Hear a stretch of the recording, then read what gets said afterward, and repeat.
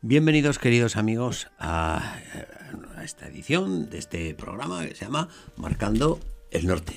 Estamos con el profesor Alberto Bárcena. Bienvenido, profesor. Muchas gracias. El profesor Alberto Bárcena es profesor de la Universidad San Pablo, CEU. O CEU San Pablo. O CEU San Pablo. El orden de los productos no altera la universidad. CEU San Pablo, San Pablo CEU. De acuerdo. Estamos haciendo una serie de lo que él conoce muy bien. Hicimos hace tiempo una serie de programas sobre masonería, que además yo creo que eso ha servido como de caldo para que usted acabe escribiendo este libro, que es el que estamos comentando, que se titula Iglesia y Masonería, las dos ciudades, porque hemos dicho que aquí hay dos equipos, que los dos equipos no se mezclan, no sé, las camisetas se intercambian después del partido. Ahora que lo dice, menudo caos sería. Menudo caos. Bueno, el caos cuando se confunden, pero unos tienen que meter los goles en un sitio y otros en otro. Y estamos viendo, pues, qué piensa, qué hace, qué propone cada una de estas dos ciudades. Y hemos estado viendo la masonería y ya lo que hemos visto es que son incompatibles. Dos ciudades. ¿Y de qué manera? ¿Y de qué manera? Y entonces por eso la Iglesia, por primera vez con León XIII, condena la masonería. No, de eso nada. ¿Cómo que nada? ¿Me va a llevar usted la contraria? El León XIII, para cuando condena la masonería, detrás de él había ya una buena nómina de papas. Antes. Hombre, bueno. Los papas han ido muy por delante en casi todos los temas. En doctrina lo ves. Y han tenido una visión de futuro. Mire, el que sabe es usted. Empiece. A ver, ¿cuándo empezaron las condenas? Vamos a ver, primera condena. Y las fechas hablan por sí mismas. La masonería nace en 1717. En 1738, no es mucha diferencia, primera condena pontificia. Toma ya. Clemente XII, in eminenti. Donde ya dice que ciertos grupos, conventículos, agregaciones, los llama de varios modos, ¿no? Con distintas denominaciones, ya va denunciando algo que luego se va a ver más, ¿no? Es decir, me da igual de lo que se vistan y la obediencia que sigan. Ciertos grupos de estos conventículos los llama, ¿no? Llamados de francmasones o bajo otra denominación, dice, se están extendiendo por Europa con grave riesgo de algo que luego los papas del 18 subrayan muy a menudo. Riesgo para los estados y para la salvación de las almas. Pero no habíamos quedado en que la Iglesia llega siempre tarde a los acontecimientos de la humanidad. Todo lo contrario, todo lo contrario. O sea que ya, 17 nace, 38, tacatá. En el 38 hay una primera condena. Para entonces hay que decir que Luis XV de Francia se ha adelantado al Papa y ha condenado la masonería, la ha prohibido en Francia, sin éxito ninguno, hay que decirlo, porque hay que ver cómo se arraigó allí. Sí, sí. Pero después de la primera condena, que es del 38, en 1751, su sucesor, Benedicto XIV, publica Próvidas, que es otra bula pontificia importantísima, que tuvo un impacto enorme en Europa, donde dice que, algo que luego va a ser la tónica general, dado que se ha corrido el rumor de que ya no existe incompatibilidad alguna entre masonería y la Iglesia. Ya entonces empezaba, ¿no? 1751. Empezaba el asunto de que se podía militar. Ya no pasa nada. Ya, esto está superado. Fue cosa del Papa anterior. Este no tiene ningún problema.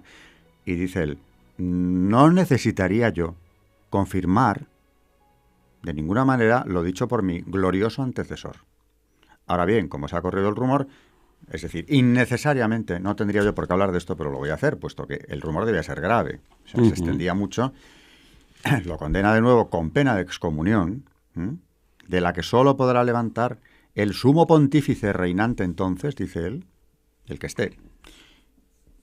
Incluye en su texto todo el documento anterior, en el cuerpo de Próvidas está in eminenti entero, para reforzarlo, como diciendo, ¿qué pasa? ¿Que no lo he confirmado? Aquí lo tenéis.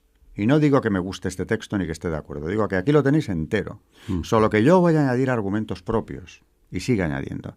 Y pide el auxilio del brazo secular, de los príncipes cristianos que le auxilien en esa tarea, puesto que a todos les va mucho en ello, en la demolición de los estados y de las almas. ¿Demolición? De los estados y de las almas. ¿Qué pasa? Esto se publica en 1751, confirma la excomunión, por eso yo lo llamo así en ese apartado, la confirmación de la excomunión. Y responden los príncipes, concretamente Fernando VI, en España, que por cierto tenía como confesor al padre Rábago, un jesuita que para asesorar al rey, que le pedía consejo en todo, tenía hasta incluso un propio consejo de jesuitas que le asesoraban en distintas materias, porque el rey le pedía opinión de todo. Y el padre Rábago tiene un manifiesto que yo extracto aquí en mi libro, un memorial para el rey, donde le dice cuidado con la secta masónica. Y claro, justo entonces aparece la condena segunda, que es la de Benedicto XIV. Fernando VI condena la masonería. Carlos III, su hermano, bueno, en Nápoles es Carlos VII, aquí es Carlos III, pero estaba en Nápoles, condena la masonería de una forma mucho más tajante que el propio Papa. En fin, los dos príncipes de origen hispánico la condenan ese mismo año. Y se considera que el impacto de Próvidas precisamente es lo que utiliza el confesor real para... Lógico. Esto urge. Sí, sí. Y lo hace. Así que las primeras condenas tienen 20 años de distancia entre la fundación de la masonería y la primera. En 1751 aparece la segunda. Y en el siglo XVIII, con Pío VI, viene otra condena, también muy contundente, lo que indica que Benedicto XIV tenía razón. El rumor se seguía extendiendo, en cuanto pasaba cierto tiempo, volvían a la carga. ¿Pío VI también? Pío VI condena. Hábleme de eso. Pío VI, que es un papa del que merece la pena hablar, porque justo le toca presidir el cambio de era, prácticamente, ¿no? Se acaba la moderna, viene la contemporánea, la Revolución Francesa en medio, con una persecución religiosa durísima, con un cisma previo provocado por la Revolución, en buena medida influenciada, por supuesto, ¿no?, en sus orígenes por la propia masonería. Pero antes de que todo esto estalle, y viendo la deriva que llevaba el pensamiento ilustrado, que es anticristiano por definición, y de esa parte también nos queremos olvidar, pero está tan claro que no hay más que coger la enciclopedia o leer a sus autores por separado, ¿no? Pío VI, ya en 1775, es decir, unos años antes ya de la Revolución Francesa, en una encíclica con un nombre ya que anuncia de lo que va a hablar, Inescrutabili Divine Sapiente, la inescrutable sabiduría divina.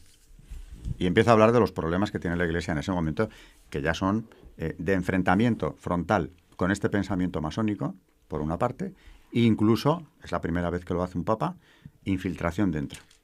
Porque dice infiltración dentro de la Iglesia. Y lo dice con estas palabras. Es una encíclica donde se ve un papa doliente realmente, que dice, denuncia a los que llama maestros mendacísimos, enemigos fanáticos de la Iglesia, dirigentes de sectas secretas de perdición. Bueno, este es el lenguaje habitual en el 18 y en el 19. Que con sus creencias erróneas penetran en los estrados de las academias, ya entonces también en la universidad, por supuesto, en las casas de los notables, en las cortes de los reyes, y lo que es todavía más horrible, utiliza esa palabra, y lo que es todavía más horrible, se introducen en el santuario. Es decir, en la Iglesia. En la Iglesia. Pues mira, yo creí que esto era una cosa del siglo XX. O sea, ni las condenas empiezan con León XIII... Ni la infiltración empieza en el siglo XX. Lo que pasa es que, claro, va muy a más después, ¿no? Estos lo saben hacer, ¿eh? Bueno, no hay como ser tenaz. Y además yo digo una cosa, todo esto hay que verlo o se ve con una perspectiva espiritual, o esta lucha no se entiende. Porque fíjese la de generaciones que se han ido sucediendo, el tiempo que ha transcurrido desde que esto se pone en marcha, y ahí están. Siempre avanzando, ¿eh? Siempre avanzando. Mi libro acaba diciendo que tenemos la promesa de Cristo. El Señor ha dicho que no nos dejará y que la Iglesia prevalecerá. Pero el avance ha sido en estos siglos terrible. Bueno, podríamos hacer no un libro, sino varios tratados sobre cómo se ha manifestado ese avance, ¿no? Pero esto es no dar un paso atrás. Y cuando no pueden, se congela su acción, ¿no? Que a veces se encuentran con obstáculos en el camino. Pero cuando pueden, vuelven. Claro, lógicamente, si las condenas de los papas se han sucedido en el tiempo, es porque el otro equipo no para. No para, claro. O sea, si es que aquí estamos diciendo que hay dos ciudades. Y si es que León XIII lo dijo mejor que nadie. Como decíamos el primer programa, ¿no? Dos ciudades. Dos ciudades. Pero que esto, yo insisto, esto hay que verlo. Yo lo hablaba con un sacerdote hace años. como la lucha de las dos ciudades. O sea, la masonería tiene 300 años, pero la lucha entre el cristianismo y los enemigos de Cristo tiene 2000. Claro. Y claro, esto ahora que lo digo, ¿no? Un presidente masón de los estados mexicanos, de la República de México, en 1929, Emilio Portes Gil, celebrando la victoria sobre los cristeros, una guerra de religión en el México del siglo XX, ¿no? Dice, ante un concilio masónico, él pertenece a la masonería, por supuesto, como todos aquellos dirigentes, dice, la lucha contra el clero no se inicia. La lucha es eterna. Se inició hace 2000 años. Fíjate. Nadie lo ha explicado mejor. Sí, sí. León XIII y el masón Portes Gil. Es decir, esto que estamos viviendo, él se refería a la guerra cristera, ¿no? Que era la masonería contra los católicos de México. Claro. Esto no es más que un episodio. Dice, la De lucha algo que... no se inicia, dice él. Claro. Tiene 2000 años esta lucha. Bueno, pues en ese bando irrumpe o se incorpora al bando contrario a la Iglesia, contrario a Cristo, la masonería en el siglo XVIII. Pero esta lucha, como decía Portes Gil, tiene 2000 años. Ya. Pío VI dice usted que es el de la condena, el que habla de el peligro para los estados y las almas. Y este, si no recuerdo mal, es el papa al que le toca la porción dura de la Revolución Francesa. A Pío VI le toca. Primeramente, en una correspondencia dramática con Luis XVI, que pide su opinión ante el cisma que le plantea la Asamblea Nacional Francesa, ¿no? Que es cuando sacan adelante aquella ley, la Constitución Civil del Clero, que convierte a los curas en funcionarios del Estado francés, los desvincula de Roma, porque los nombramientos ya serán en circunscripciones electorales, como si fueran alcaldes, y no tiene nada que ver la jerarquía eclesiástica, sino que dependen del Estado. Son funcionarios. Sí, y ante eso Pío VI, cuando los propios obispos franceses, desconcertados, se reúnen para debatir el tema y el propio rey pide consejo al Papa, después de meses, porque no contestó en el acto, Pío VI al final dice, no sometáis a Francia a un nuevo cisma en la cristiandad. Y bueno, pues Luis XVI, que hace? Prepara la fuga de Wagen después de eso, ¿no? Porque dice, esto ya hay que pararlo ya. Es que eso, la clave religiosa en la Revolución Francesa y en la posición del rey en ese momento, tampoco se ha utilizado. Yo sí lo he hecho. Sí, sí. Y eso es clave. Pío VI ve venir lo que viene porque ya en 1775 está hablando de esto, ¿no? En 1789 se encuentra con una ley que le desmonta a la Iglesia dentro de Francia. Por supuesto. Y crea un cisma. Sí, Dice, sí. no, esto no puede ser. Luego se encuentra con una persecución religiosa sangrienta en la propia Francia, donde matan a los curas, a los llamados refractarios que no han querido someterse a eso, y les pide el heroísmo, porque Pío VI les dice que no abandonen a su grey. Es decir, que muchos refractarios que se quedan escondidos sobre el terreno, en la Vendée y en otras zonas de Francia, con grave riesgo de su vida y de quienes les esconden, lo hacen porque el propio Papa dice, no abandonéis al pueblo. Este Papa, finalmente, le toca, para quien no lo sepa, ver la entrada de los ejércitos franceses en Roma, la supresión del poder temporal de los papas, la supresión de los estados pontificios, verse detenido con 80 años de aquellos y llevado a Francia, donde muere prisionero en 1799. Y publica la prensa francesa, ha muerto Pío VI y último, porque se consideraba que con esto el papado había terminado. Sí. Era una victoria, aparentemente era una victoria. Y humanamente no se explica, ¿eh? Lo que pasó luego no tiene más que una interpretación también sobrenatural, porque el otro equipo, caramba, no estamos solos, ¿no? Y estaba dominando toda Europa. O sea, Bueno, es que no podían ni reunir el cónclave. No pudo haber cónclave, sino es porque el emperador alemán, Francisco I, o segundo, según le toque, porque luego fue el primero de Austria, el segundo del imperio, ¿no? Del imperio sacro, imperio romano-germánico, Francisco I, bajo su responsabilidad y protección en Venecia, que era un estado propio, permite que se celebre o incluso impulsa la celebración de un cónclave del que sale elegido Pío VII, que por cierto, en esa lucha de las dos ciudades, también sufrirá prisión en Francia, 5 años de prisión con Napoleón. Bueno, pues ya me ha sacado usted de la ignorancia, porque yo había dicho que León XIII era el primero y me ha sacado ya aquí una colección de papas. Ya hemos sacado 3 papas anteriores a León XIII de momento. ¿Alguno más después de Pío VI que condenase? No, porque ya viene la Revolución. Pío IX, quizá. Bueno, luego tenemos a Gregorio XVI. Sí. Pío VIII. Pío VIII. También da. También da. Pío IX. Ese ya ni digamos. O sea, también. Bueno, ese tiene páginas verdaderamente sublimes, ¿no? Con motivo de la proclamación del dogma de la Inmaculada, tiene una locución a la curia romana verdaderamente impresionante, aparte de los documentos que tiene, ¿no? Claro, era el gran enemigo de los masones. A ese se la tenían jurada, tanto que intentaron tirar sus restos al Tíber, en el traslado de los restos. Pío IX era el gran enemigo, la bestia negra de la masonería. Sí. Aquí cuento precisamente uno de esos episodios de la lucha entre las dos ciudades, que es muy gráfico, como muy visible, ¿no? Sería para una película extraordinaria, ¿no? El asalto a Roma y previamente la toma del Quirinal, con el Papa dentro a tiro limpio, por la Revolución Romana dirigida por la masonería, con Mazzini a la cabeza, la Nueva Italia, el asesinato de su primer ministro, Pellegrino Rossi. ¿Pero ese es Pío VI o Pío VII? Ese es Pío IX ya. Pío IX. Sí, sí. O sea...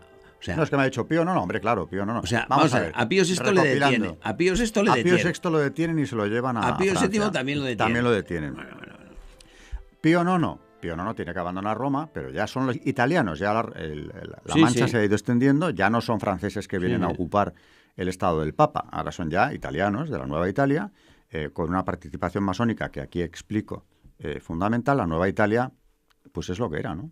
Los carbonarios, también lo dice el Papa, no me habléis de carbonarios o de otras cosas, si es que es lo mismo. ¿De qué estamos? No me metáis en distingos, lo dice siempre, ¿eh? Sí, ¿Qué le pasa? Hombre, hay un momento en que después de matarle al primer ministro, a tiro limpio entran en el Pellegrino Rossi. Pellegrino Rossi. Muerto este ya, entrando precisamente en el Parlamento italiano, donde dice, minutos antes de que le maten, ¿no? Yo defiendo la causa del Papa, defiendo la causa de Dios. Y hoy voy a terminar con la revolución. Y blandía las páginas del discurso que iba a pronunciar y no dijo nunca, claro.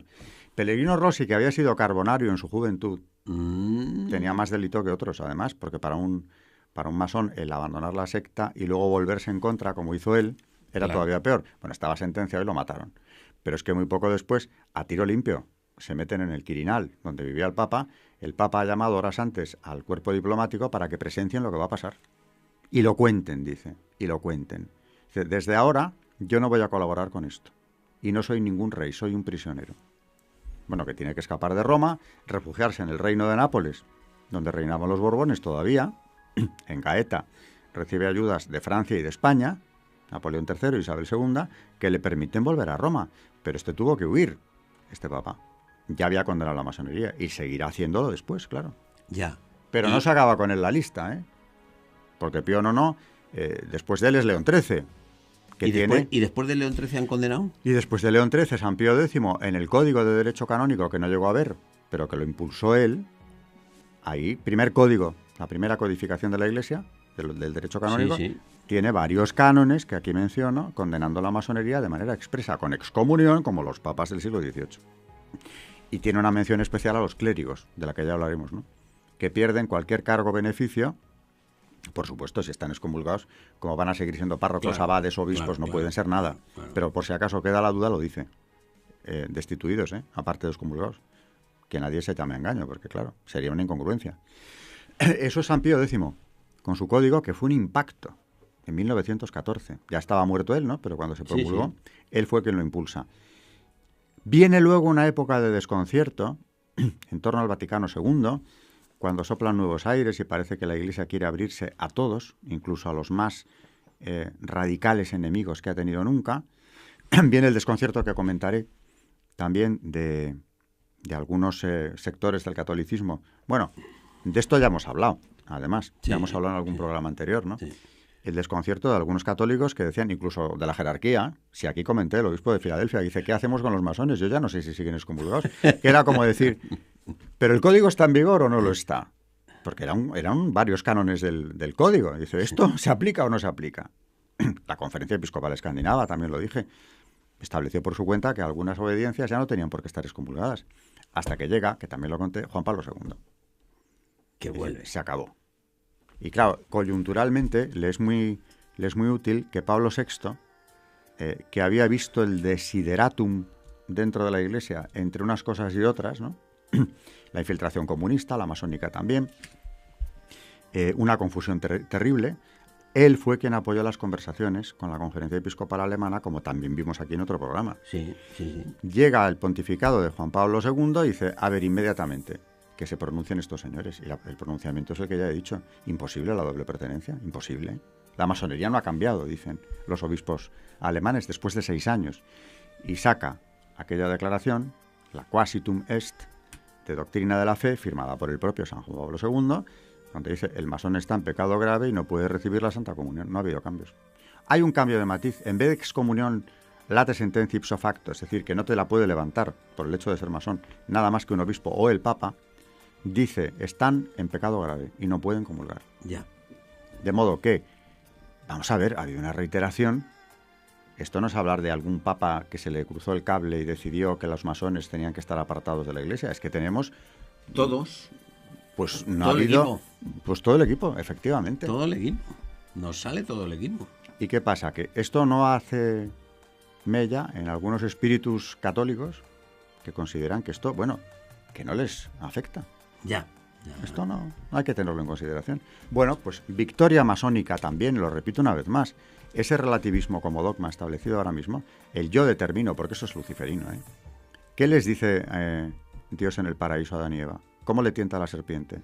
Seréis como dioses. ¿Y por qué no coméis de ese fruto? Seréis como dioses. Claro.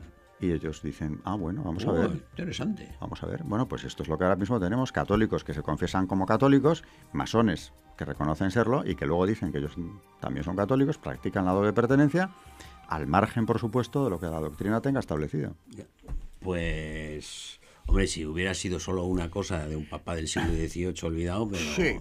Aunque fíjese que yo no he visto condenas pontificias que luego haya venido otro papa a decir, bueno, se equivocó mi antecesor, ¿eh? Esto no rige. Bueno, pero es que aunque... Pero bueno, en este caso, es que es un cúmulo. Estamos hablando de más de 200 documentos, porque hay papas que tienen varios. León XIII tiene varios documentos.